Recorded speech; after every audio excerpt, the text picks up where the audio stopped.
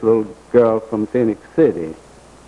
And one of the kids told us, said, get on back across the river. You don't have anything over there but gambling houses and whorehouses, and we don't need you over here. And she came on up to the store, and it so happened that her mother had been killed by her father, and her daddy was in penitentiary, and she was in my Sunday school class.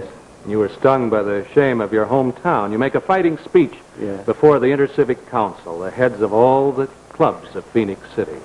I heard Hugh Bentley make that talk, and I asked him to make the same speech before the congregation of my church. That's the voice of the former pastor of Trinity Methodist Church in your town. Today, he's pastor of St. James Methodist Church in Montgomery, Alabama. Here's the Reverend Paul Matheson.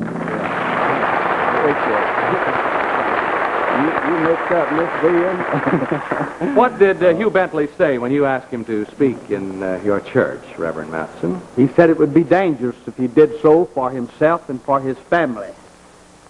I asked him that if Christ was not crucified, and he suggested that that was making it mighty hard. And I asked him, as a Christian, was he not able to make some sacrifices for Christ? And he stood for a moment, deeply moved, and then reached out his hand and took mine and said, Paul, I'm willing to pay whatever price it takes. Thank you, Reverend. From that time on, he kept on fighting. Reverend Paul Matheson, now of Montgomery, Alabama. Thank you, sir. It was 1947 when you made that speech. At first, there are no reprisals against you because the first two reform groups you organized failed to make headway. The underworld laughs at you, being a network of police and political protection that reaches up to state levels. Then comes another killing in town. People are tried, not convicted. We saw that a man's life was not worth a nickel in our town, so Hugh organized a committee of 10, and we declared war on that bunch of gangsters.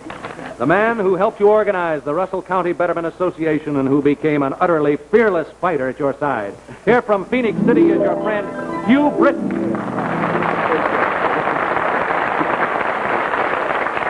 Well, now, why did Hugh Bentley here set up a directing committee of 10 men, Mr. Britton? So that our organization couldn't be intimidated one by one and shaken apart. Our idea was to begin raids, hire detectives of our own, and get the gamblers in the court. Mm-hmm.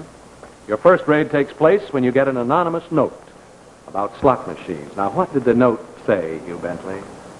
Well, Hugh Britton happened to be in the office, and when I opened the mail, I saw this note, and it told us where some slot machines were.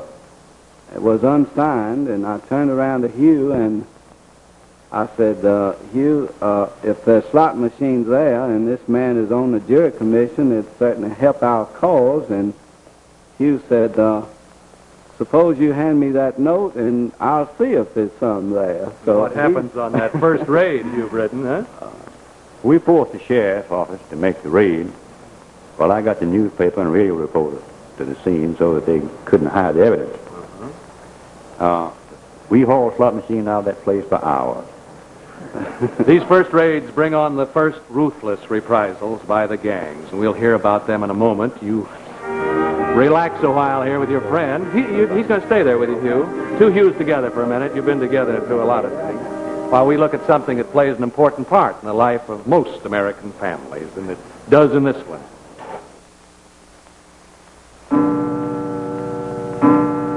Well, day is done, and Dad's done in. Whew, what a rough one. Now for him, an ivory bath. Pure pleasure.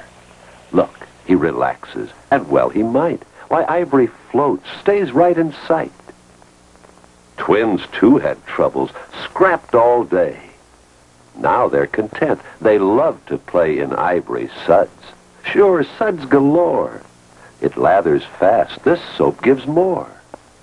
Poor Mom. Her problems came in pairs. Now she'll relax, forget her cares. In ivory suds she's soothed again. They're mild enough for baby's skin. Why, one can almost hear her say, a perfect way to end the day. An ivory bath is pure pleasure. Back to This Is Your Life, Hugh Bentley, businessman, good citizen, and hero of the vice cleanup in Phenix City, Alabama.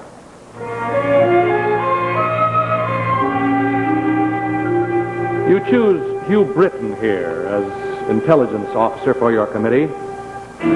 You, Mr. Britton, are shot at while your wife and small son are in your car. Your garage is burned, and you miss death by a hair's breadth another time when your car is followed. Now, what took place that time? I saw that car following me, so I pulled up and stopped in a neighborhood where I had friends. And two men ran to my car and jerked open the two front doors and held guns on me. And one of them said to the other one, well, let's take him on out like we'd planned. And the other one said, no.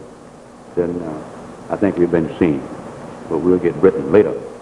Yes, Hugh Bentley, when you all began the Russell Betterment Association, the RBA, it was to be war to the death in Phenix City. Thank you, Mr. Hugh Britton. Thank you.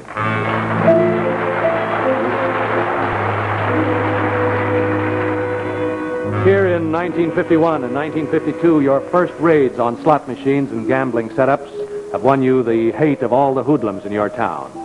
Now at all hours, late at night, your phone rings, and when you answer, you hear voices like this. Hello, Bentley. You're sticking your nose into things that don't concern you. You'd only out for push that house of yours in the lake, and you with it.